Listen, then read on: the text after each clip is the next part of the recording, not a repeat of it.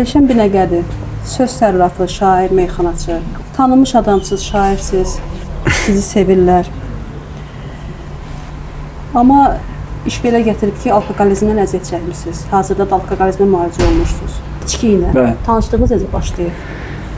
İçki ilə tanışdığım mənə belə başlayıb ki, yəni mən ara sıra toyxanalardır, meyxanalardır, el şənliklərdir, gedirdik, gəldik. Hərdən birdən olurdu da bir həyəcanlanmamaq üçün bir 50 qram vururdu. Sonra da zaman bu düşkünlüyə çevrildi də, xırda.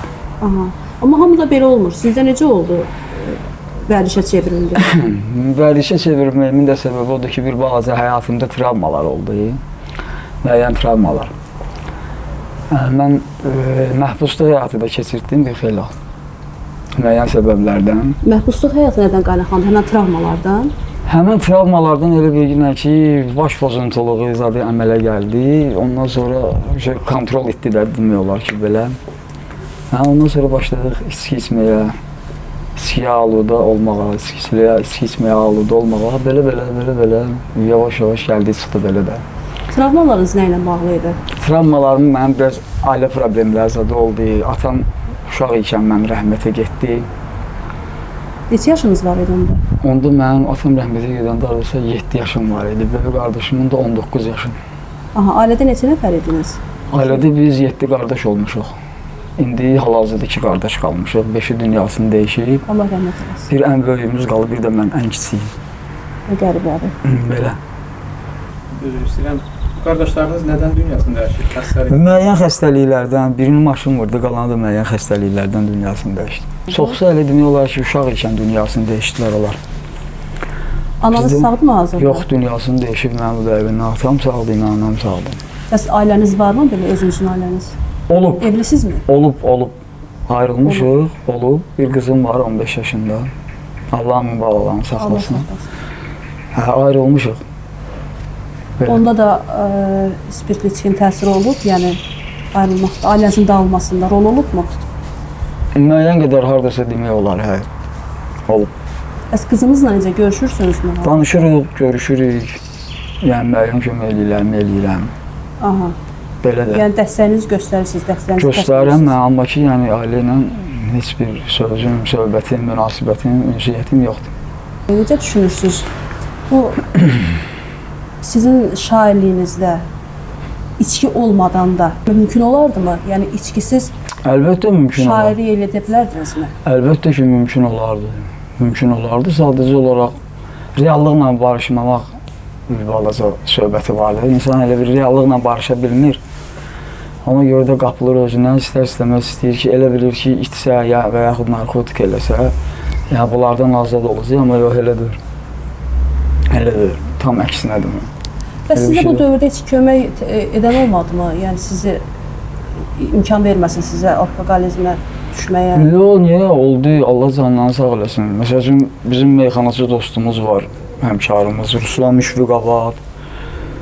Valaylı dostumuz var bizim. İndi o köhnələri, dünyalarını dəyişənləri demirəm də, Allah rəhmət etsin. Vüqarla mən yaxın idim, rəhmətli Vüqarla. Onlar dünyasını dəyişdilər. Yenə də elə, yəni, bu alkoqolizm davam elədi də, yəni, yenə kontroldan çıxmaq, yenə də özünə qapılmaq, yenə də reallıqla barışmamaq gətirdi mənə bu yerə çıxartdı ki, axırda mən baxmışsınız yoxsa yox, Arzu xanım var, Bakı TV'nin müxbiri. Siz o vaxt gələndə Həyat Reabilitasiya Mərkəzi, Həyat naminə Reabilitasiya Mərkəzinə mən oradaydım. Siz ümumiyyətlə bundan əvvəl də yəni müalicə olmaq? Bəli, 6 ay mən Həyat naminə Reabilitasiya Mərkəzində müalicə almışam. Ondan əvvəl haradasa almışsınız müalicə? Ondan əvvəl yox. Ondan sonra almışam haradasa bir ay. Həyat naminədən sonra da? Sonra, bəli, birliyi var burada Qresdə. Orada aldım, çıxdım və 4-5 aydır ki, yenə aludəçiliyimi davam edirdim. Allah canını sağ eləsin, bizim Rəşad dostumuzun çıxış yolu reabilitasiya mərkəzinin rəhbəridir, Allah ondan razı olsun. O təklif elədi ki, gəlginən bizim reabilitasiyada müalicə alginən mən də gəldim bura. Bu 3-cü dəfədən gəldim. Necə oldu ki, siz orada sağalmadınız, yəni sağala bilmədiniz? Sadəcə olaraq mənə verilən sözlərin əməl edilməməsini gördüm bəzən. Yəni dəstək çıxacağıq deyib dəstək çıxmayanları gördüm. Belə çıxır ki, yəni tək qaldım da elə ki, heç də yəni o deyilənlər kimi olmadı da. Yəni reabilitasiya dəstək söz vermişdi, yoxsa Yox, müəyyən dostlar var, tanışlar var, onlar. Maddi baxımdan dəstək söz vermişdi? Yox, hər tərəfli elə, həm mənəvi, həm maddi. Nəsə belə bir şeylər alındı. Yəni siz ona görə özünüzü yalnız hiss etdiniz, ona görə Bəli, təzədən bəli. ailəçiliyə də qayıtdınız. Bəli. Bəs indi hal-hazırda buradakı reabilitasiya prosesi necə gedir? Əla. Burada tamamilə fərqlidir də. Yəni bura çox gözəldir, çox əladır. Proses də qəşəng gedir, əla gedir. İnsanlar da bir-biri ilə mehribandılar. Hər şey özü yerindədir, qayda qanunundadır. Bizim konsultantlarımız var, maşallah istedadlı. Elə biri bayramdır, Allah canını sağ eləsin. Fuad qardaşımız var, Vali qardaşımız var. Bunlar konsultantdılar, bunlar maşallah olsun. Gör neçə illərdir ayıqdılar. Onlar yəni o motivasiyanı necə deyək, professionalcasına ötürə bilirlər də yəni. Necə düşünürsünüz bu müalicə periyodundan sonra siz bir də qayıtmayacaqsınız reabilitasiyaya? Yəni bu axırıncı olacaqmı? İnşallah mən elə düşünürəm. Qayıtmayacaqsınız deyəndə ki, mən əlaqəni kəsməyəcəm. Ancaq ki, mən elə düşünürəm ki, aludəçiliyə qayıtmayacam. Aludəçiliyə əminəm mən.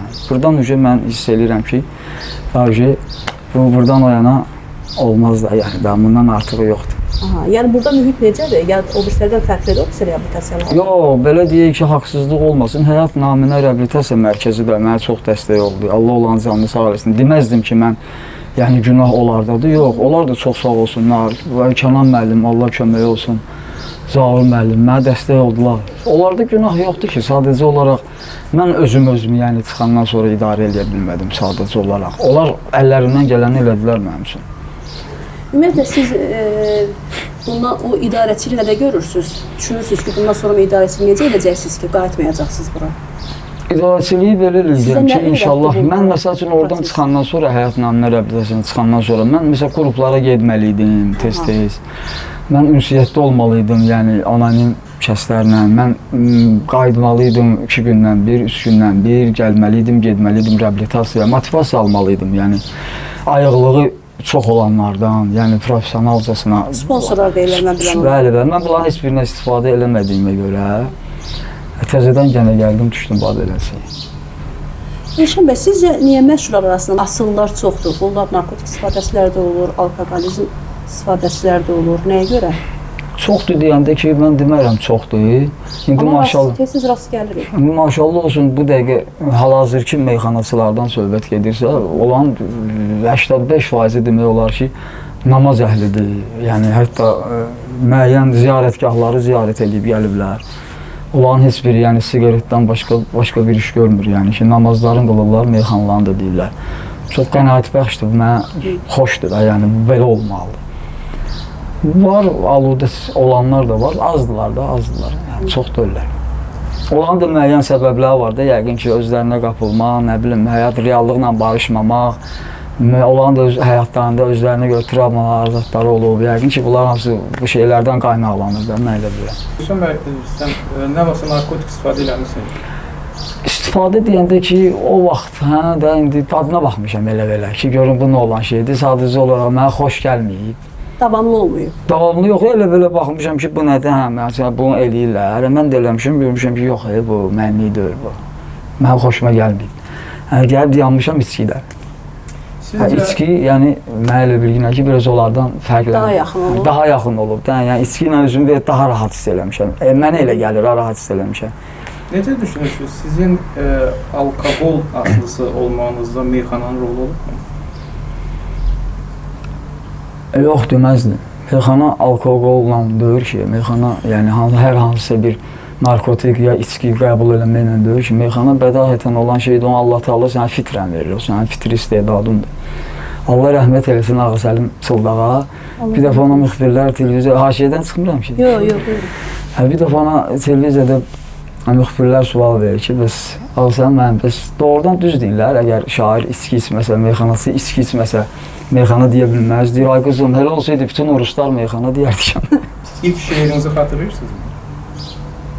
Yox, yadıma gəlmir. Yadıma gəlmir. Amma yadıma gəlir yazmağım, yadıma gəlmir. Ümumiyyətlə, Məktəb illərində yazmışam onu. əl yazmalarınız, ya da Əl yazmalarım var. kitablarınız. Kitabım var mı belə? yoxdur, amma bir kitab toplumunda olan əsərlərim var, şeirlərim var. Qəzəllərim var ki, hansı ki, işıq üzü görə bilər. Hazırdır işıq üzü görmür. Amma hələ işığınızı görmür. Hələ işıq üzü görmür ya. İnşallah olar da Allahın köməyi ilə. Elşən bəy, adətən şairlər gözəlliyi tərənnüm edirlər öz misralarında. Bəli. Yəni yaxşı şeylərə çağırırlar. Cəmiyyətdə neqativləri də tənqid edirlər. Və siz öz şeirlərinizdə bax bu zərərli vəriş haqqında, alkoqolun zərəri haqqında və narkotik zərəri haqqında bu mövzulara toxunmusunuzmu? Toxunmuşam, niyə toxunmamışam? Toxunmuşam, sadəcə olaraq meyxanalarda toxunmuşam da. Yəni onlar elə bil mənim əl yazmalarımda qalmayıb. Hansısa bir el şənliklərində, bir məclislərdə toxunmuşam. Onlar hər hansısa bir video çarxlarda ya hansısa bir telefon ekranlarında, yaddaşlarında zətdə belə qalıb. Yəni kimlərsə xatirələrində qalıb. Yəni mən özüm konkret yazıb yaratmamışam o barədə. İstəmişəm. Amma nəsə hələ ki alınmayıb. Bundan sonra fikriniz varmı? Məsələn, məhz bu məsələ ibrətamiz məqsədlə İnşallah. Nəsə yazsanız? İnşallah elə bir şey var fikrimdə. İnşallah çalışıram ki, ola həyata keçirdim, görüm yaza biləcək, ərsəyə gətirib çıxarda biləcək. Çünki məşhur insanlar həm də maarifçi insanlardır. Onlar xüsusilə də yeniyetmələrin gənclərin üstündə təsir olur. Sizcə, bax, sizin gənclər üzərində təsiriniz yaxşıya bizə olubmu? Bəli, məsəl üçün biz hər hardasa bir yerdə, məsəl üçün yeyib içəndə ya içki içəndə görmüşəm ki 18, 19, 20 yaşında hansı ki 18 yaşını keçib o, məsəl üçün o yəni ixtiyarı öz əlindədir, o uşaqlıq, yetkinlik dövrünü keçib. Amma gəlib ki bizim süfrəyə oturub, çörək yeyib, içki içmək istəyəndə demişəm eləmə, içmə, sən bizə baxma, filan pes məkan, belə şeylər olub. Mən dediyimi demişəm, yəni ki, demişəm ona sən elə bilərsən ki, mən içkiyə görə deyirəm, deyə 5 dənə araq var orada, nə qədər sən iç, amma olmaz da, yəni sən bizə niyə baxırsan ki, sən onu eləmə. Hətta mən elə cavanlar olub ki, görmüşəm 16-17 yaşı var, siqaret çəkir, məndən siqaret istəyib, mən o acılamışam, başa salmışam, sonra gələn ürəyim ağrıyıb, çıxarmışam bir dənə demişəm, gəl, amma siqaret çəkmə də zərəridir, belə şeylər olub. Və siz uşaq olanda, o içkiyə həvəs göstərəndə sizə kimsə içkinin zərəri haqqında Bəli, mənə də eləyiblər, mənə də danlayıblar, mənə də vaxt olub qovlayıblar, vaxt olub mənə də döyüblər ki, yəni belə böyük qardaşımın özü, məndən böyüklər qoymayıblar, yəni ki, eləmə yine, zərərli vərdişdir, pis vərdişdir, eləmə. Mənə də eləyənlər olub, əlbəttə ki. Bəs necə oldu ki, buna meyil elədiniz? Demirəm, sadəcə olaraq özümə qapanmaq, uşaq deyəndə ki 17, 18 belə də, biraz fikir, biraz problem, biraz reallıqdan uzaqlaşmaq hissləri, özünə qapılmaq, öz başınalıq, mənəmlik, cavanlıqdır da, gətirdi belənci bu yerə çıxartdı. Sizcə o anda insanı kimsə çəkindirməsə, insan öz-özünə güc tapa bilməzmi o negativə yəni getməsin? Tapa bilər, niyə tapa bilmir ki? Tapa bilər. İndi demirəm ki 17, 18, 19 yaşında yeniyetmə, cavan uşaqlar, yox. Amma ki belə insan əlbəttə ki tapa bilər özündə, tapa bilər. Çünki hər şey iradədən asılıdır, insanın iradəsi güclü olsa, insanın ən birinci ətrafı mühitidir, oturub durduğu insanlardır. Sən əgər gedəcəksənsə, paslayan, o yiyib içənlərin, narkotik eləyənlərin yanında, onlarla ünsiyyətdə olacaqsan, 100% sən qoşulacaqsan onlara. Yox, əgər o mühiti ki, deyişsən, yəni normal bir mühitlə əlaqədə olsun, ünsiyyətdə olsun daim, biraz da iradə və güc gəlsin, özünə güc gəlsin, əlbəttə ki, sən ayrıla bilərsən belə bir zərərli vərdişlərdən. Mümkün. Ümumiyyətlə, belə bir rəy var ki, Elşən bəy, insanı o pis vərdişlərə qurşanmağa vadar eləyən, o yola getməyə vadar eləyən asıllıqdır. Asılılıqdır. Yəni o asıllılar da çox vaxt deyirlər ki, bu iradə məsələsi deyil, bu asıllıqdır, bu xəstəlikdir. Sizcə necədir məsələ? Yəni siz onu yaşayan bir insan kimi sizdən soruşuram. Mən də onu deyirəm də, bax, məsəl üçün necə olur ki, mən bir günlər buradayamsa, mən motivasiya alıramsa, bir günlər konsultantlardan, volontyorlardan, rəhbərdən, əgər bu motivasiyanı alıramsa, onu dərk eləyirəmsə, o içki mənim yadıma düşmürsə, mən başa düşə bilirəmsə, dərk eləyə bilirəmsə, bu zərərlidir, bu mənə ziyandır. mən o başa düşə bilirəmsə, burada eləmirəmsə, heç o mənim yadıma düşmürsə, deməli o buradan çıxıb kənarda da eləmək mümkündür. Sadəcə olaraq bayaq dediyim kimi o mühit ki var, bu məsəl üçün burada olan mühitlə əlaqəni kəsməmək lazımdır. Hətta sən müalicəyə başa çatdırandan sonra da çıxdın, getdin işvə, gücvə, sən daim telefon vasitəsilə mi, ya belə gəlməklə, getməklə, qruplara gedib gəlməklə, bu ki sənin mühitindir, bu sənin ətrafındır. Yəni sən bunları özündən uzaqlaşdıra bilərsən, bu mümkündür, Pol. Bayaq dediyim kimi, yəni buradan çıxdın, lap 1 il qal, 2 il qal, buradan çıxdın, getdin, yenə də yəni o zərərli vərdişlərə aludə olan insanlarla ünsiyyətdə oldun, oturdun, durdun. Geç tez 1 ay, 2 ay, 3 ay sən yenə qoşulacaqsan onlara, yenə də başlayacaqsan ona davam eləməyə. Deməli, müəyyən qədər insanın özündən də asılıdır. Əlbət, müəyyən qədər yox, 50-50-dir. 50-50-dir. Əlbəttə ki, özündən asıl. Kimsə səni güclə gətirib boğazvara tökənməz, ya kimsə səni güclə gətirib damarva iynə vurulməz. Elə də elə deyil. Sən əgər sağlam düşüncəli, yəni müalicə almış insanlarla, yəni anonimlər ki var, məsəl üçün, bayaq adlarını sadaladığım kimi, hələ başda bizim Rəşad müəllim olmaqla, belə bir insanlarla ünsiyyəti kəsməsən, sən necə gedib təzədən aludəçilik elə bilərsən, mümkündür axı. Kəsilsə bu əlaqə sən gedib hardasa təzədən qurşana bilərsən. Onun da adını qoyurlar asılılıq. Asılılıq var, başa düşürəm, amma sən ondan asılı olma da, sən bu yandan asılı ol da. Sən asılılığı yönəl bu biri tərəfə də, o tərəfə niyə yönəldirsən? Fikir çatır nə demək istəyirəm? Deməli, insan özünün düşüncəsini idarə edib seçə bilər də. Bəli, 100%, 100%. Mümkündür, 100%.